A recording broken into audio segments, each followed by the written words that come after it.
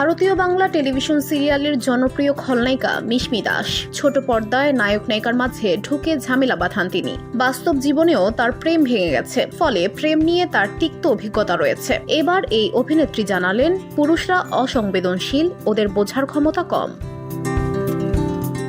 এ বিষয়ে মিশমি দাস বলেন, ভগবান নারী আর পুরুষ বানিয়েছেন, এটা ভগবানের ভুল। পুরুষরা অসংবেদনশীল, ওদের বোঝার ক্ষমতা কম। এত বছর সিঙ্গেল থেকে অনুভব করেছি, ওদের বোঝার ক্ষমতা যখন কম, তখন ওদেরকে আমার চাই না।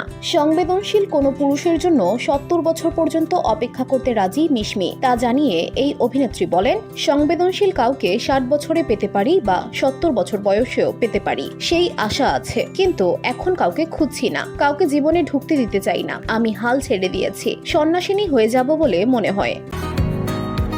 বসুন্ধরা, উত্তরা, বনশ্রী, কুড়িল ও বাড্ডা সহ রাজধানীর বিভিন্ন স্থানে অভিজাত ও অত্যাধুনিক মানের ফ্ল্যাট কেনার এক নির্ভরযোগ্য প্রতিষ্ঠান প্লেজেন্ট প্রপার্টিজ লিমিটেড।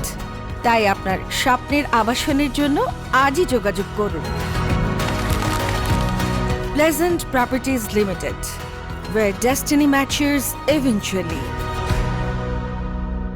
বিশাল ভনের সঙ্গে সম্পর্কে জড়িয়েছিলেন মিশমি। এই সম্পর্ক নিয়ে কখনো লুকোছুপি করেননি। কাজ থেকে বিরতি নিয়ে প্রিয় মানুষের সঙ্গে সময় কাটাতে গোয়ায় গিয়েছিলেন। মূলত সেখানেই সম্পর্কের অবনতি ঘটে, সর্বশেষ যা বিচ্ছেদের রূপ নেয়। তবে কি কারণে এই সম্পর্ক ভেঙে যায় তা জানাতে নারাজ মিশমি। 2023 সালে এই অভিনেত্রী বলেছিলেন, অর্থ আর ভালোবাসার পেছনে ছুটে লাভ নাই, কেবল কথায় নয়, পোশাকেও সাহসী মিশমি দাস। এর আগে খোলামেলা পোশাকের পাশাপাশি বিকিনি পরেও আলোচনার জন্ম দিয়েছেন। আমাদের এই পথ যদি না শেষ হয় ধারাবাহিকে অভিনয় করে দর্শক মনে আলাদা জায়গা করে নেন মিশমি। এই মুহূর্তে মিশমির ফুলকি ধারাবাহিক চর্চায় রয়েছে। কিছুদিন আগে 700 পর্ব পার করেছে এটি। এতে মিশমির চরিত্রটি গুরুত্বপূর্ণ।